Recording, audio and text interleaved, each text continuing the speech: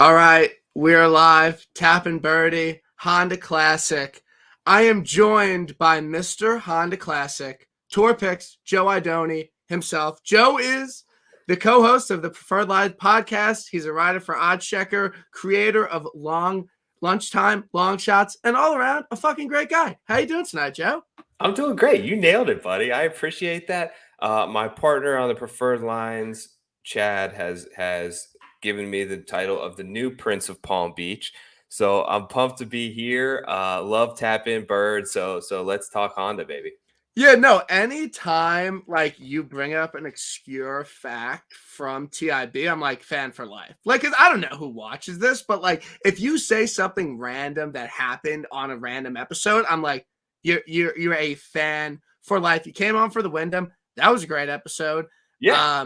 Kisner hit. I mean, I have Yeah. good, and then Chad came on and hit champ. So good things happen to Preferred Lines people on TIB. That's all I'm saying. Cheers, man. Cheers to that. Good things happen. I'm hoping for it this week. I've had good luck at this event. Sorta. We'll see. Amidst the carnage, crazy odds board.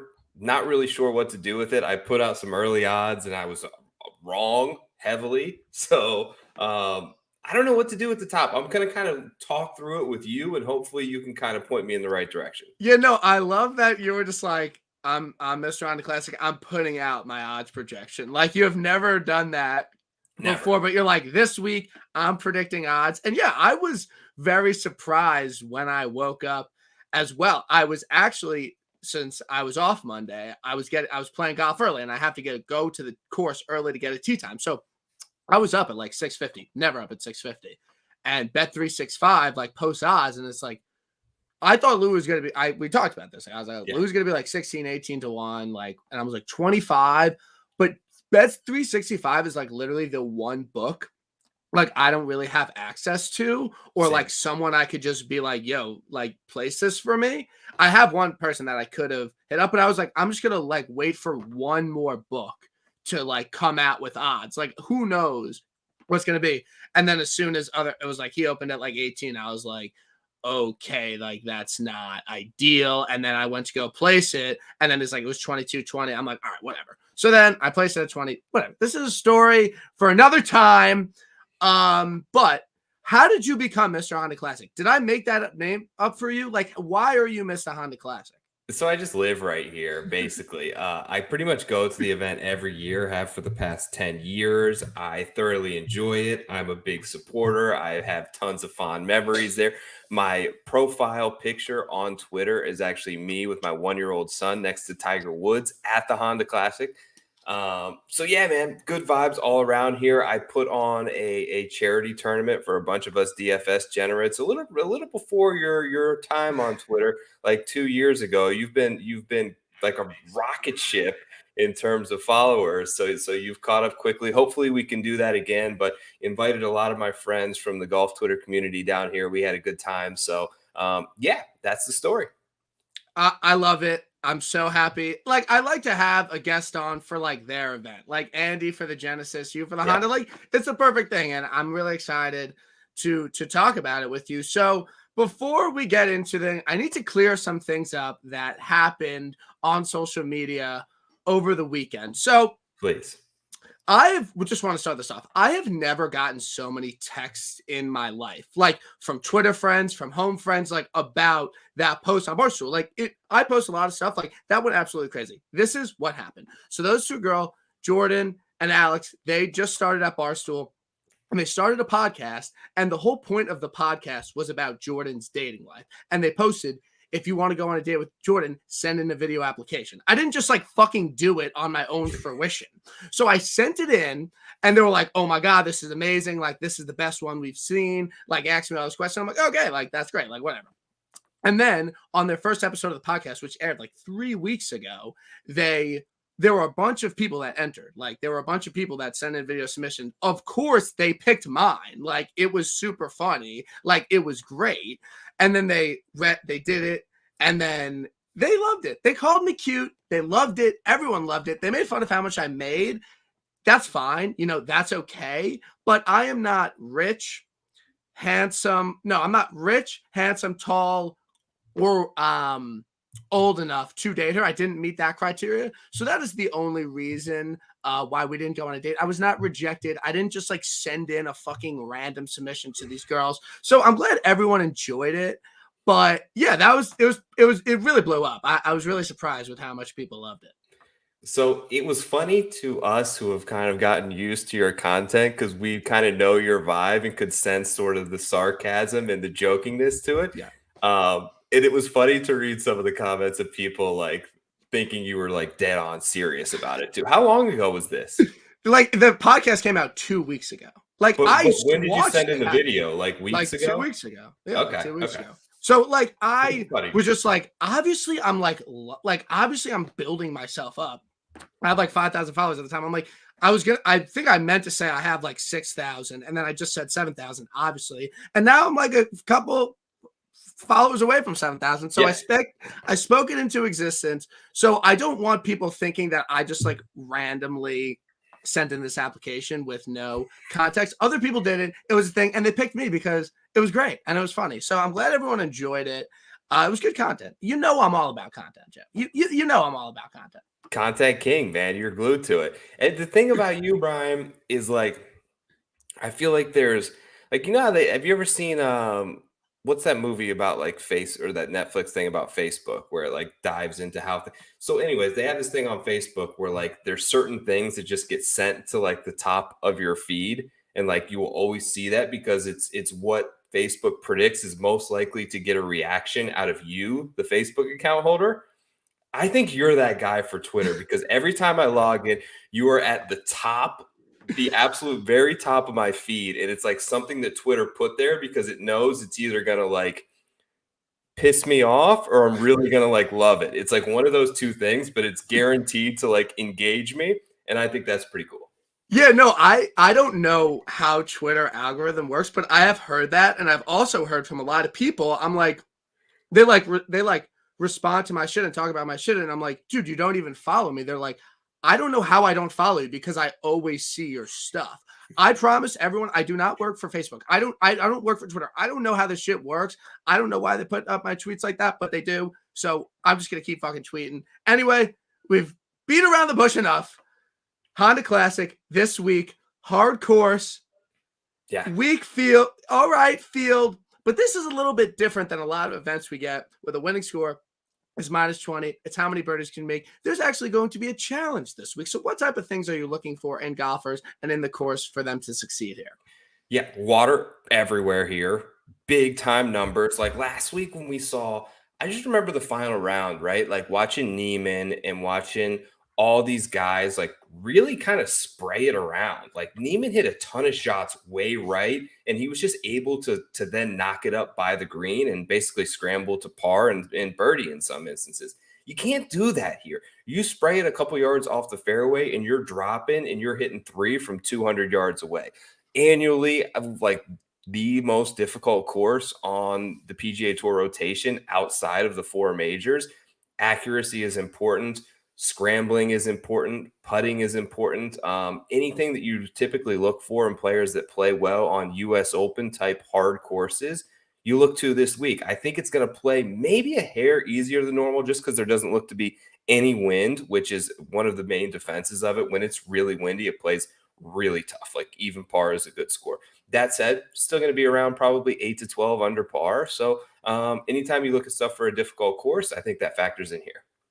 Definitely. And I think what we've been seeing recently is that, like last week, like people were like, look, Genesis is tough, like winning score -12. And then it's like, okay, winners are like -19. I don't think it's going to, I think it might be, I wouldn't be surprised if the winner's like 13 or 14 under. Like, I think it, like you said, there's a little bit less wind. It's still going to be very difficult, but I think maybe there's a chance it plays a little bit easier if the forecast is like saying a little bit less of wind. So let's get into the odds board. It is opening with the 2020 champion, Sanjay, one of my favorite golfers on tour. Love him. He's been playing well. What do you think about Sanjay? He's someone I love to bet. Like he's someone like I'm always there to bet because I think his game fits so well at so many different places. And he's just such a consistent, excellent player. good with long irons, good with wedges, excellent driver, good putter. Like he just does a lot of things well. And I think that's why he has succeeded here, because he has such a well-rounded game. I'm not going to bet the favorite of a tournament. I might start some DraftKings lineups with him, but if he goes on and wins, like this is not a John Rahm take. Oh, I think the favorite of the event can win, but I'm not going to bet him. Like if he wins, I could sleep at night because I'm not betting the favorite of a tournament, different than other weeks. Totally agree with the sentiment 100%. I may start some DraftKings lineups with it just because I think that there's going to be a ton of volatility down the board where you can take a couple dart throws and things are going to get crazy. With Sung Jae, I think he's one of the few guys, maybe like 3 guys in this field where you can kind of pencil him in for a really good performance here. He strikes it so well. He does everything well. Asking him to win and pay back a 12-1 ticket is tough, particularly at this event, because you can hit 1 or 2 bad tee shots, and that can cause you to go 4 over those 2 holes. That said, he's great. I'll probably start him in some lineups this week, depending on how many that I play, but can't bet the favorite. Yeah, no, I'm excited to see him play well, and he's one of the golfers that I don't have to have any money for me to root for him. So next guy, Daniel Berger, is very interesting to me. 16-1 is the best number you can get on him. I'm currently using the odds checker grid, which Joe writes an article for every week. Go check it out. Absolutely 100%. It's an absolutely great resource. My thing with Berger is that we do this every single week. There are so many variabilities in golf. There are so many things that can go wrong. There are so many things that it takes for someone not to win a tournament. When you throw in a little injury into that, especially with your back, that's just not something I want to step in front of. Yeah, maybe his ownership would be down in DK, but just if someone has any sort of injury concern or withdrawal concern, like why would you put yourself in front of that? That's just not something I'm going to be involved with this week. I should want to bet him, Brian, because I thought he was going to be like the favorite. I thought he was going to be 12-13-1, and he's not. And you're catching like 5 more points, and theoretically, I should just be like, okay, that indicates from what I thought was going to happen to what did happen that Berger has a little bit of value this week. The back is a concern. I think it's built into the price and probably why he's priced where he is. Best in the field in ball striking, one of the top 5 in terms of like driving accuracy, which is surprising, which sort of said, none of these other guys at the top are super accurate off the tee. He is. Plays par 4s really well. Good course history here. Lost in a playoff early on. Finished top 5. He withdrew last year, finished top 5 a couple of years ago. I think it sets up perfect for him if the back wasn't a thing. So I think I'm willing to take that chance in DraftKings because just kind of embrace the volatility and the unknown of it as it keeps the kind of ownership at bay on him. Look, he said he was okay 2 weeks ago. He clearly wasn't. Either that or he just didn't play well. But he's had 2 more weeks of rest. He did end up toughing it out through that Farmers round where he did get hurt before withdrawing the next week at Pebble. I like him a lot. I should probably like him more, I feel like. Yeah, I mean, if you like him and if you think the ownership is going to be low, which I think it is, then I think the volatility in this event is something to embrace, and I think it could be a good play in DraftKings. So Neiman, what I want to state, you could get a 20-1 on him. I think he's fairly priced in DK. So after Tom Hoagie won Pebble, the next week he was 7% owned and he finished in the top 20. Then Scheffler won Waste Management. He was like 8% owned, and then he finished in the top 10 at last week at the Genesis. So, small sample size, but I think Russell Henley did it after Sony. He played well. So I think there's, for whatever reason, a prevailing narrative to not play the winner of last week's event. But at the end of the day, they are playing some unbelievable golf. And they're obviously feeling themselves, and they obviously have great recent form. So I think, I'm not betting him or anything like that. But I think that, it might be a DK play because we've seen the past 2 weeks that it's worked out pretty well. And past 2 weeks, I have bet the winner of the event, top 20, and a cash both times. So I'm just putting that out there. I think it's definitely something to look at and be wary of this week. I agree. Here's the thing, it's weird. If he finished second last week, we'd love him this week. But since he finished first, everyone's a little bit worried about it. This case is kind of unique.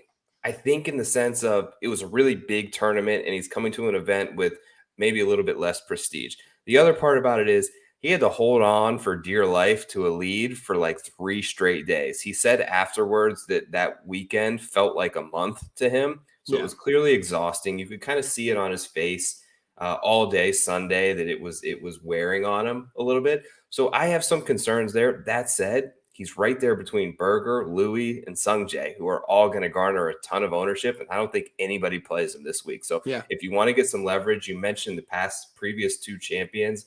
Guys come back the following week and play really well and outperform expectations and clearly outperform ownership. Could be a good week to take a chance on him.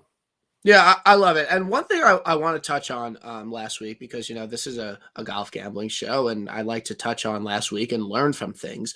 Sometimes we make things so complicated and we look at all these things and we do our models and we talk ourselves out of guys.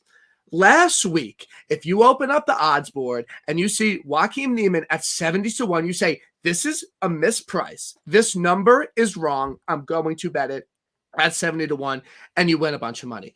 Sometimes it is that simple. And I'm not saying this taking away from people who backed him. I'm actually rewarding them and saying that it was an amazing play because the number was like just fundamentally wrong. Didn't have again, his course history wasn't amazing, but he's 23 years old. He's not going to play an event 10 times. He played well at the Farmers and he's 70-1. You just play it. Sometimes it's that simple. Yeah, sometimes it's screaming at you. A lot of times, the stat models have been telling us all year that a guy's playing really well and to just play him. It happened with Hoagie. It happened with Luke List. Like, if you see a guy and you can tell that obviously he's striping the ball really well and flushing it, play him. Yeah. So I just want to touch on that, and I just think it's something to note, and I'm always, just trying to be better and learn from things. I was never betting him. Sometimes there's weeks where I'm like, I was never betting him. It's fine. So, look, Louis Oosthuizen's playing this week. He's 20-1. Obviously, he's my favorite golfer in the entire world. I love him, and everyone loves to seem to shit on him anytime he plays and anyone plays him. What I want to say is, and I understand people are just like me, just trying to put out content, trying to put out tweets. Every single week, every single person on this app picks somebody that doesn't win an event or that hasn't won before or isn't in there's just no difference, in my opinion, with Louis. People just love to bag on the fact that he hasn't won, where they should be looking at the fact that this guy was literally the best major player in 2021, second at PGA, which I actually think is a decent comp. Windy, coastal, really tough. I think that is the only course that has a harder GER percentage than this one. So, he plays there. That's a good comp. U.S. Open, if Rahm doesn't, make 2 crazy putts and he doesn't hit one OB, he wins that event. And then he has to go up against Colin Morikawa, which was one of the best Sunday final rounds I've ever seen, to lose the Open and finish C3. We're talking about keeping things simple. You play Louis Oosthuizen in difficult conditions. You just do it. I'm not going to play him in an event where the winning score is -24. He's not going to win that event. But if you want someone to put it in the fairway, put it on the green, be really good from 175 out, scramble, get up and down for par, make a 5-footer for par, that's Louis. So I'm going to play him at 20-1. I think it's an absolutely amazing bet. I got $100 on it. I'm throwing more. I really don't care. I love Louis this week. People like him. I love it. If you want to shout at him, fine. But Luke List never won anything. Tom Hoagie never won anything. And if you had the same fucking explanation for those two, you missed out on some money. So I'm obviously going to my boy Louis. So here's the thing. I do think that 20-1 is a great number on him. I even see some 22s out there. He's number 1 in the model that I looked at. He's unbelievable on par 4s. He's great on difficult courses. The approach numbers are good. He's a good scrambler. Although his around the green numbers have weirdly not been good here previously, those are tough because it's every around the green shot isn't the same, right? You can have a really tough lie. You can be up against the lip of a bunker. All these different things can kind of factor in and throw those numbers off. The more that I wait to pull the trigger on it, I'm getting sucked into my boy Brooks. And I shouldn't be, Brian, because Louis is number 1 in my model and Brooks is 67th. But, man, I'm gonna be there. I'm gonna have my son there. I'm gonna want to like grab. I'm gonna want to steal Jenna in for a minute and take like a family photo of the three of us, just to put on Twitter. I'm gonna be Team Brooks, like rooting for him, and I don't know that I can just be there for 2 days and not have a ticket on him. So I know that that's a horrible, unsound take, but those are the two guys I'm between, and I have no idea what I'm gonna do. No, honestly, like not every single bet has to be like this is the fundamental play. Like I bet shit all the fucking time, every single week because I like that golfer. Like, and I think that if you would rather go to a tournament that you're going to and you want to bet Brooks, then you should do it. Like I really do. And I'm also a hypocrite because I get mad when people shit on Louis and I shit on Brooks every single week. So I'm a hypocrite. Like I'm fully embracing that. Like I really have no problem with that. But my question to you would be, because you're a smart guy, can you have your B minus C plus game and just get along at the Honda Classic and just kind of coast and just make the cut and play the weekend and win? No, it's not really. It really depends on where you're losing it. But if you don't have your like A to A plus game off the tee here, you're going to be making huge numbers. And that's what's way concerning to me with Brooks. And I trust Louis so much when he gets that sweet swing off the tee. And it just seems like he pounds every fairway. Granted, there's been some moments when the pressure kicks up on Sunday when he all of a sudden loses a couple. But look, Brooks was the ultimate closer until like the past year. Now there are some major concerns. There are more since the equipment changed for me. I don't know, man. Like it's really tough. And like my thing, and like obviously you're gonna like do whatever you want. Like my thing about Brooks is that like so many people are like, oh yeah, like he could very well like miss the cut. Like I wouldn't be surprised if he missed the cut, but like I'm gonna bet him like 20-1. Like in my opinion, that's just not a fundamental strategy for me. I think that my opinion on Brooks is that you play him at every single major. You throw the mortgage on him top 10 at every single major. And after last week, you play him at Waste Management because he always seems to find his way game there. Him going to the Honda Classic, if he doesn't have his A game, he's going to miss the cut. Like I just totally see that. Like I just don't think that it is worth it to bet on a guy that you think probably could miss the cut. I also think that a lot of people just look at the board and are saying, oh, Brooks 20-1 in this shitty field. It's like you like to play people when it's a good field and Brooks is playing. They go, play Brooks. It's in a good field. He really wants to impress. Oh, he's in a bad field. Oh, play Brooks. It's a weak field. Like he could go win. Like that doesn't really make sense to me. Yeah, I agree. Look, I have so many winning tickets on him. It's hard for me to really take an L on him at this point. Look, I don't know what to do, buddy. He's an anomaly to me. He's very hard to predict. I don't bet top fives, top tens, top 20s. I think he's a horrible bet in those sort of markets because you're right. His miscut chance is probably like 50-50 this week. But I also think that like his outright numbers are fairly priced because he wins at least a clip of once a season. And he plays about 20 events, 20-1 in a weak field. He's got decent history. He lives around the corner. He went to high school with my wife, like 5 minutes from where this thing was played. I think this tournament means a little bit to him, or else he wouldn't be here. Right? He wouldn't be playing 3 consecutive weeks if he wasn't there to win.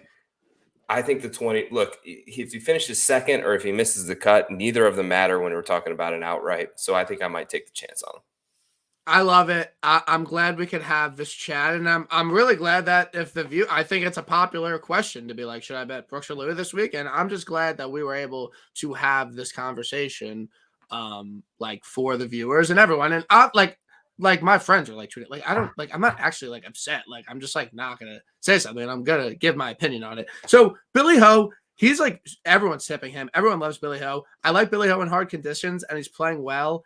I mean, I think it makes sense, but again, we're betting different guys. It's not really a question for me. Yeah, this range is kind of a mess to me. I don't like Horschel. His approach numbers have been really bad. I have him at 110 in the field.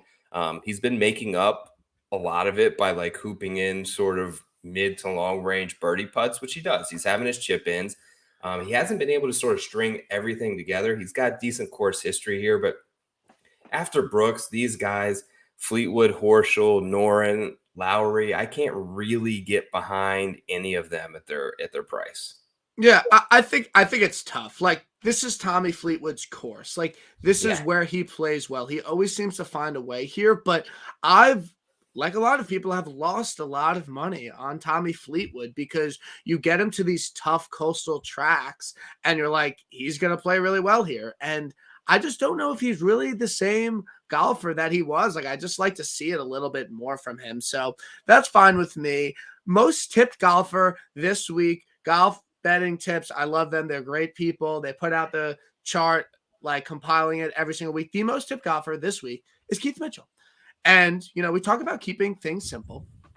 You put together recent form, playing some excellent golf, and you put together course history. He's won here. He hasn't had a good result other than his win here. You just play that golfer. Bet365 posted an odds boost on him. Conventional wisdom would say he will not win.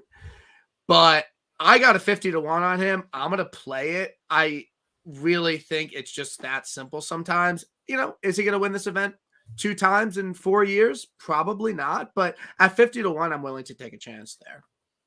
50-1 is huge. I see 30 at my books. So yeah, he's the best number you could get on him realistically is 35-1. But again, at the end of the day, if they win, does the number really matter? But where would you have liked to bet him? At 50-1, I would love it.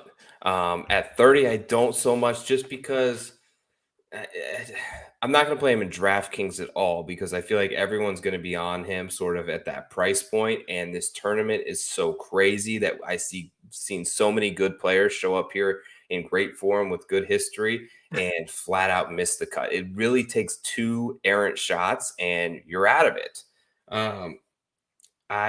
For me, he sets up great for it. The form incoming is perfect. We know that he was able to withhold kind of Brooks and Ricky down the stretch a few years ago, which burned me on a couple of tickets.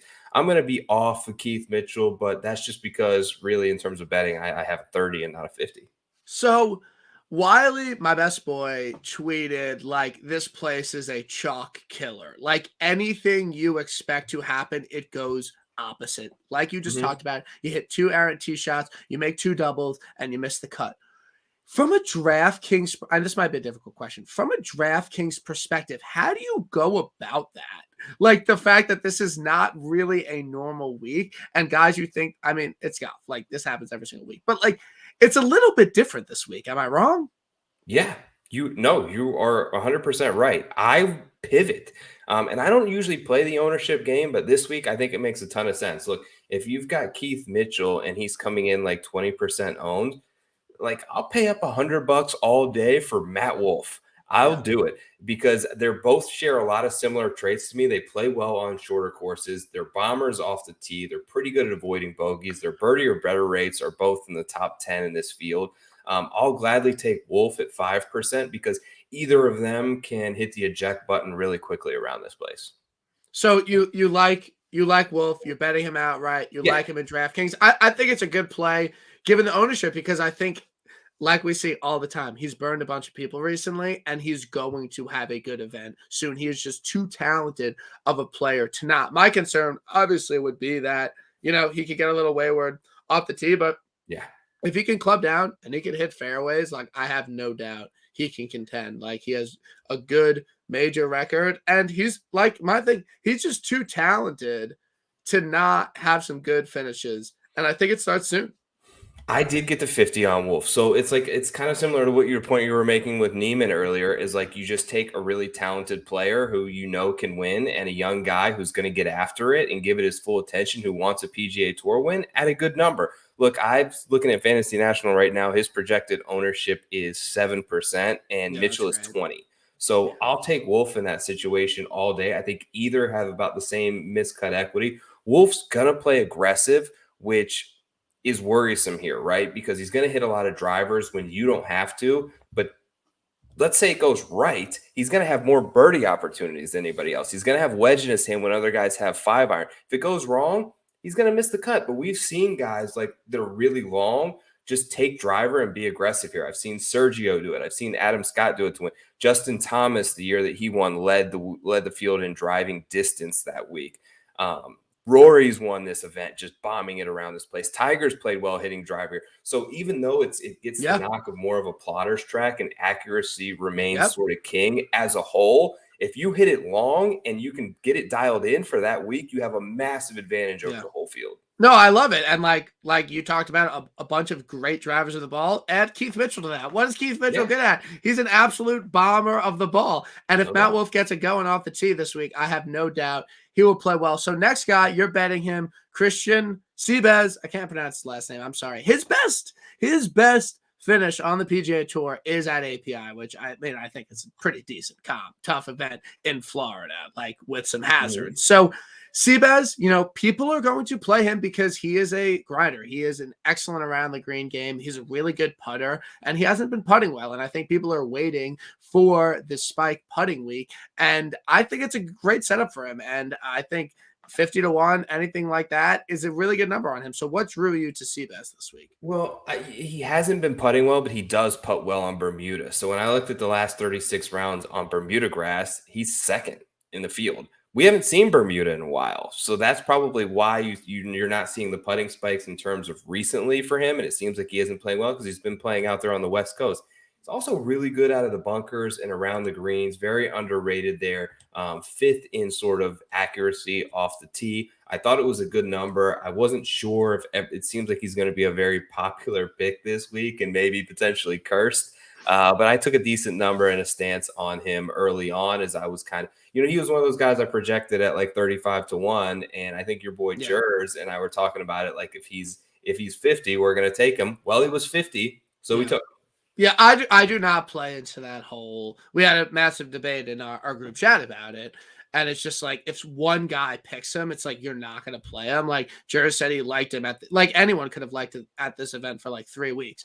In my opinion, and I said this, if you like somebody at an event, I don't care if they say I am not going to win this event, you play them. Whatever money you would lose hurts 1,000 times less than liking someone out of place and then not playing him for some stupid reason. And then he goes on and wins. There is no worse pain than that, Joe. There is no worse pain. No worse pain. So next guy on my card, I'm betting him. Look, I'm not going to give you some crazy. I play Johnny Vegas basically every time he tees it up. I love Johnny Vegas. He's a really talented player. He's a really excellent driver of the ball. He has really good course history here. He makes a cut every single year. I wish he was playing a little bit better golf, but he's not playing horrible. But I just really like there's some guys like Brooks with you. Like I always play Johnny Vegas, 12th at the RSM, miscut, 39th at Farmers, 55 at Genesis. All right, like that's okay. But he has really good history here. He's missed only one cut here, last 4 years, 4th, 72nd, 16th, 27th, 30th. Look, it's a guy that can make the cut. I like him in DraftKings. Maybe he could get hot and just make a bunch of birdies. I think he gets a win in the next 2 years. At 50-1, where there's not a lot of plays I love, I'll go to my boy Johnny Vegas. He's your guy. Look, I'm a big fan of choosing. Look, we aren't selling picks here. So play your guys. Play the guys you want to bet. If you want Johnny Vegas, here's the thing I'll tell you, because I know you've hit a couple of these this year. Play him first round leader. He's actually been first round leader twice here, I believe, recently, and come out really hot out of the gates. He plays Nicklaus course as well. So if you like him on your betting card, I would definitely make sure that you have a ticket in there for first round leader on him as well. Absolutely. He's always on the first round leader card. And I'm a proponent of you play your guys outright first round leader. Not at if you're a golf better and like you are not okay, I'll throw $5 on this, $5. Like if you're like genuinely bet golf and like you want to have fun, you want to have enjoyment, bet your guys outright first round leader and then pick a couple guys you have some FOMO on, and it will be worth it from a fun perspective, and you'll probably hit one soon. So I like first round leader. He will be first round leader. So next guy, real quick, is unique in that he'll pay out ties in full, right? Yes. Okay, because that's huge. Because especially in a tournament like this, when scoring. Like no one's going to go crazy and go 9 under the first day. So Yep. you may see like 4 or 5 guys tied at -4, -5 under. That's big, getting that full payout versus getting it chopped 5 ways. So, and also a great bet. And also a great bet, in my opinion, is first round top 5. If you're in a legal state, BetMGM has them. Love those. They're really great. Get some insurance. It's just, again, we're just saying we think this guy can play well this week. Like, just bet him every way. Like, it's tough to do. So next guy, I'm betting. He's on the card. I got a 50-1 on him. I'm betting Mckenzie Hughes. Look, this guy's really good in excellent conditions. He's good at majors. He was really good at the U.S. Open last year. Like, again, missed a cut at the Genesis. Okay, that's fine. But he top 20 at Pebble, played, and he was, if Taylor Gooch doesn't go ballistic on Sunday at RSM, he probably wins that event. He's someone really talented. 4th at Zozo, another difficult track. So I like Mac Hughes here, and he has a second here. So Mac Hughes, 50-1. I love it. I thought he was going to win here a couple of years ago. And Sungjae just played, like, Sungjae went through the bear trap 2 under on Sunday and then birdied 18 as well. So 3 under on the closing 4 holes, which are ridiculously tough out here, which was insane. So I thought he was going to win that week. You're right. Everything you kind of nailed it in terms of play him on really difficult courses. We know he has, like, it's a thing for him. He's going to hit long putts. He's going to have chip ins. It's not weird when he does it and doesn't feel lucky when he makes a 45-foot putt. It's kind of his shtick. So yeah, what'd you get him at, 50-1? Yeah, 50-1. I'm down. So outright card: Louis, Vegas, Hughes, Mitchell, and then my boy Kadira. Like that's the outright card. That's it. That's it. So okay, I was thinking this. I don't know if people do this, but I don't think this is the week to bet an elite guy top 10 and throw like a bunch of money on it, right? I don't know if this is a great placement week. I think this is kind of an outright week. You have maybe some top 20s, but you can't be like, because I like to do it. Like, I like betting my guys outright, top 10, top 20. I don't know if I want to do that this week because there is definitely a potential for a disaster. There's potential to, honestly, to wake up Thursday morning at like 7:30 and your guy's already dead. It happens here. So save a little back. It's a good tournament to play in play as well. The year that Sungjae won, I think he was 2 or 3 over after day 1. So guys can kind of start out 2 or 3 over par, which normally on the PGA Tour these days would mean you have no chance of making the cut. You're still in it in this event. Yeah. So I think you could sprinkle it across the board pretty well. We've seen the favorites win, I think, 4 times in the last 12 years. We've also seen massive long shots win. So it can go either way. So one thing I want to talk about, because I'm giving life advice tonight. So last week I hit Tom Hoagie on DraftKings, so I had some money in there, and then I had a couple good DK weeks. I withdrew some of it, but I had like 500 sitting in my DraftKings account, and I'm feeling myself, and I'm like, all right, I am like biggest DK week ever, like $600 into DK, like I usually do, like 200 or 300, like double my investment because I thought I had a really good lineup. I didn't, lost it all, and now I don't want to fucking put a bunch of money into DraftKings. Don't do that. I do things for content. Like I do things because I want to bet a bunch of money, but whatever, it's stupid. But please be a responsible gambler on DraftKings and don't unload your balance because none of us know anything. You can't say I am going to have a good week this week. You can just do what you do every single week and hope you have a good week. It is very hard to both have a good week and think you're going to. That's a big flip for you because you were so confident you were going to have a huge week last week. No, but listen, I did the same thing. I hit a huge week on DraftKings at the Wyndham, and the next week I put like $2,000 into contests, and I got wiped out. Like I was literally on the far left of the spectrum. I had zero chance of even placing any of them, and I kind of learned my lesson that way. So I told myself, like, look, you stick to your set amount that you're going to play each week. And no matter if you win or you lose, you get back in there because you have the same opportunity each and every week. And you just can't. once you start adjusting your bankroll based on when, like you losing, you go way down, you win, you go way up. It's never going to work out good for you. Yeah, so what we are big advocates of responsible gambling on TIB. I've never told you to throw your mortgage on something or your entire paycheck. I would never do that, personally. So we got to talk about Mito. Look, I know Tout's in the chat. He's my best boy. I love him. I really do. He's really a great guy. Yeah. I'm going to plead the fifth on Mito. I'm giving no Mito takes on TIB because I don't want to be right or wrong. I'm literally not betting him. No money on him. You can talk about Mito if you want, but I am pleading the fifth. I am not talking about Mito. So I'll give Tout credit because he claimed like first on Mito week very early on. So I'm gonna kind of honor him on that. Me, I know we talked to Andy, I've talked to Luke too. We've all been kind of in the same boat and share the similar take on Mito that like 100 plus to 1, I'm gonna be in. Like at 50 to 1s, I'm gonna be out. So I'm gonna choose to sort of let it happen this week. If he plays really well, I'll be happy for John, but I'm out as well. Yeah, no, we'll see. We'll see what happens. I really like. I want him to win. He says boo. Like, you know, I'm just walking a tightrope here, and I'm just not even gonna give a take. So it's fine. I don't know. Big Den. You're betting Denny McCarthy. Yeah. Excellent putter. Good around the greens. What do you like about Denny this week, and why did you bet him outright? I'm obligated to bet Denny. He's kind of my guy. Yes, great Bermuda. Look, I just have this belief that you can only be consistently like the best putter on the PGA Tour for so long before you win, because ultimately this thing is a putting contest, like almost every week. Like you look at even a couple of weeks ago when Scotty Scheffler won, the difference in that tournament was that he hit a 30-footer and Patrick Cantlay missed a 10-footer. Otherwise, the thing goes the other way. So there's going to be moments like that. He's got to be able to marry up the ball striking and the approach play one of these weeks when he gains like 4 or 5 strokes putting. I think this is a good spot for him. He lives right around the course. He's, I believe, second in par 4 scoring recently, and there's only 2 par 5s at this course. So he seems to be coming into good form. I believe he had a 3rd place finish here last year.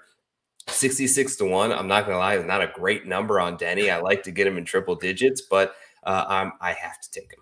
I like it. I know we do podcasts. So I actually like Denny. Like he was like an initial thought. I think maybe I put him in because we're talking about DraftKings. Like what I'm not going to do is I'm not going to not play DraftKings this weekend because I probably would ship it.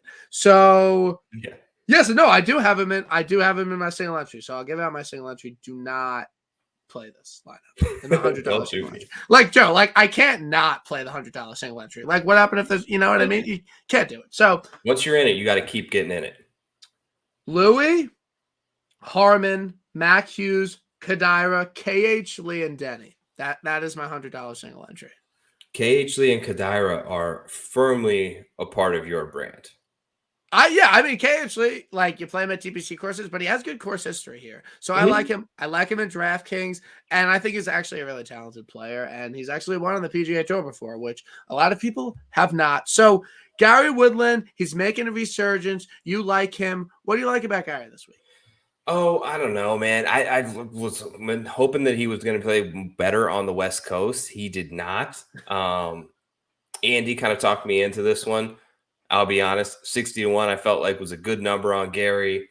I'm going to take it. He likes playing in this area. He's good at courses where you can kind of club down off the tee and hit a lot of iron. You don't need – it's helpful to hit driver here, but it brings birdies and it also brings big scores into play. You can take literally iron off of 8 holes on the front 9 and be just fine. I've seen Adam Scott do it very successfully. I think that's a strength of Gary Woodland's. He lives in Delray Beach, local. There's a lot of guys like that this week. I think I saw somewhere on Twitter like 2 weeks ago where he missed the cut out west that somebody ran into him like getting lunch, and he was like, watch out for me in Florida. They were probably full of shit, but that was enough to sell me on a 60 to 1 Gary Woodland ticket. Sometimes that's really all it takes. So I like, you see, like people, golfers always say, you know, watch out for me. I'm going to play well. They must. Like there's no, I don't like, that's why I really want him to have Max Homa on the pod. Like we're friends. Like I just like want to say, like we are friends. I'm so glad that blew over and people don't. Whatever, it doesn't matter.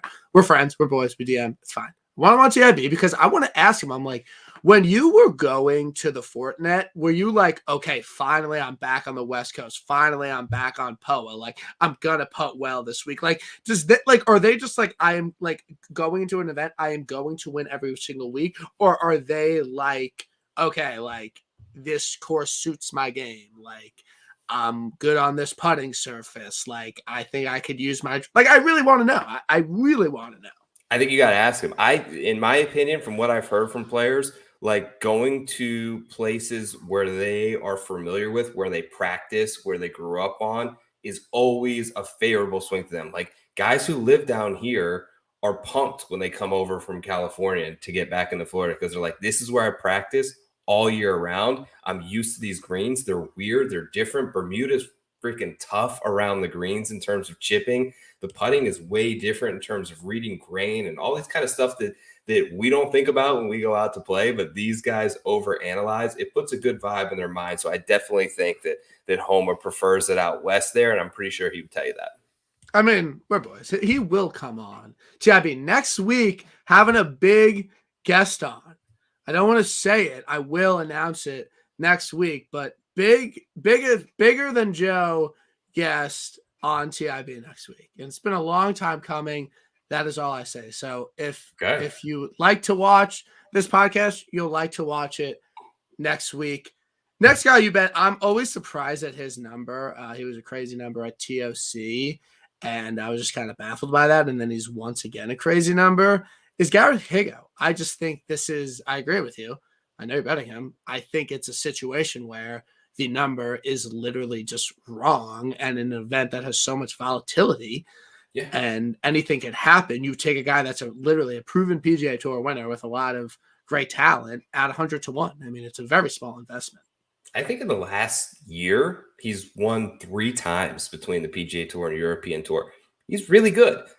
Really talented, really young. I also like the fact that where he won, right? The Palmetto, I think actually we may never see that event again, but it's a lot like PGA National. There's a ton of water. It's very dry. It's very flat. The greens are similar. That was a Fazio design. This actually is a Tom Fazio course, PGA National, the champion.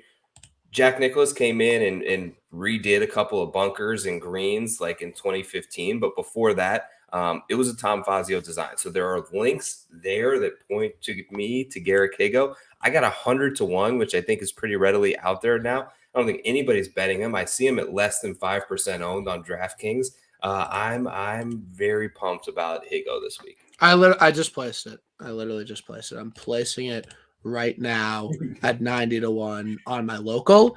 That is a tap and birdie bet. You have a couple Heinekens, your host come on, and you're like, that makes a lot of sense. It's 100 to 1. Yeah, I'll bet it. So I'm in on Higgo.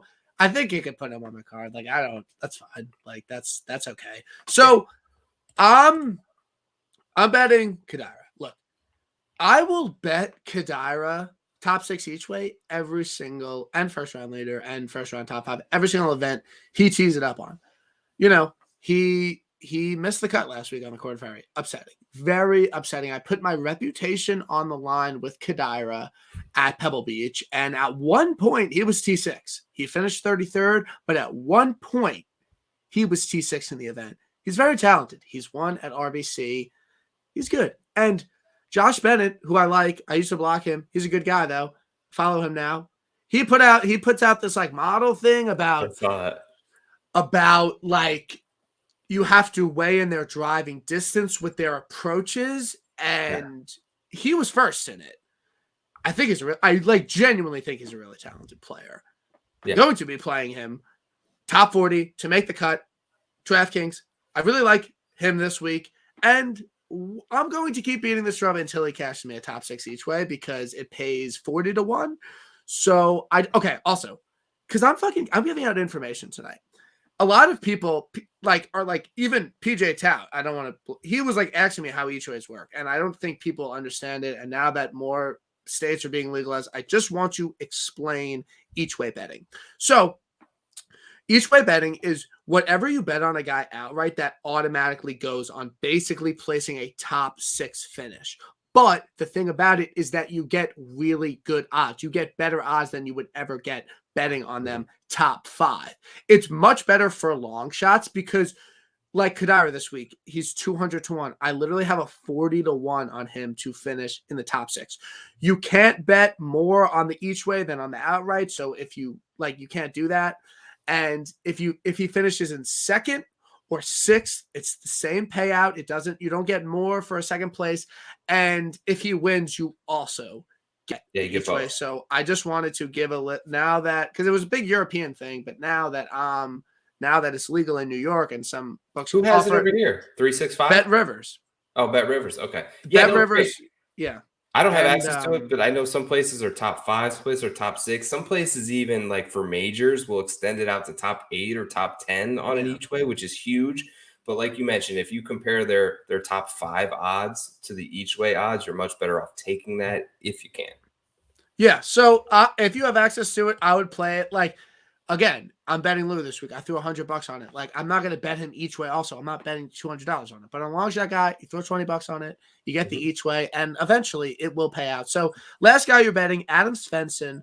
What do you like about him? I think he's getting some buzz. I think people like him, and I think his numbers actually moved in some places. So, what do you like about Adam Stenson this week? Yeah, he's my boy, man. I've been betting him basically since the start of the season. I think that it's coming for him. 2 wins on the Korn Ferry Tour last year. Also had, I believe, 1 or 2 seconds. So he was close. Like he was. If he wins one or more of those tournaments, he gets the Mito promotion and probably all of the hype that we're surrounding Mito with. He also won this event down here in this area that was the Big Money Classic, which was during the COVID hiatus or whatever you want to call about it, when they weren't playing PGA Tour events and all these pros came to play. He won that event. He's won in college. He's won everywhere that he's been. He's now got, I believe, Bryson's old caddy on the bag. So a really quality bag as well. Played decent on the West Coast, coming back here to Florida where he makes his home. So I like it. I got 140-1. I think that's dropped a little bit now, but I think that he makes a good bit of sense. And I think if you're going to play like a top 10, top 20, and you want to dip into these 100-1 guys, I think he's a good play. Yeah, and he's going to make the cut. Great DraftKings play. It's going to be tough to get a 6 out of 6 through this week. Do you think the 6 out of 6 percentage will be like extremely low this week? Yeah, typically we'll see how it plays out, but we're going to have there's going to be 1, maybe 2 of the 10K guys probably miss the cut, which is going to throw a lot of people for a loop. Yeah, I think this will be definitely a tough week to get a 6 out of 6 through. So again, we're proponents of responsible gambling. So this week is not the week to mess around and double your exposure and double everything. So I really appreciate everyone who checked out TIB tonight. I love you all. You're great. If you're literally listening to this right now, you're a great person. And I appreciate you listening to it all the way through. Joe was obviously a phenomenal guest. Obviously, he's amazing. So go check out Preferred Lines right after this, because there's not enough golf content out there. And Joe and Chad are absolutely unbelievable. And I love Chad and I love Joe, and they're great people. And it was a pleasure tonight. Thank you, Brian. It was a pleasure. Tapping Birdie is great. We love Tapping Birdie as well. Golf content is in full swing on the way to major season. Now that we're pretty much the only sport playing. I mean, does anybody really watch the NBA anymore? I don't believe so. No, it's just golf. From now, the rest of the summer, good luck with everything this week, man. I appreciate you having me on. So before you get out of here, I know you got to run. Give me Players, Masters, U.S. Open, PGA, and Open Championship. Go. No thoughts. Go. Okay. Players, Victor Hovland. Masters, Morikawa. PGA, Wolf. What were the other ones? Open Championship at St. Andrews is all you have. Okay, U.S. Open, Spieth, Open Championship, Brooks. Love it. Absolutely love it. I appreciate everyone who checked it out tonight. Everyone have a wonderful night, and I will see you next week with a great guest. Have a good night.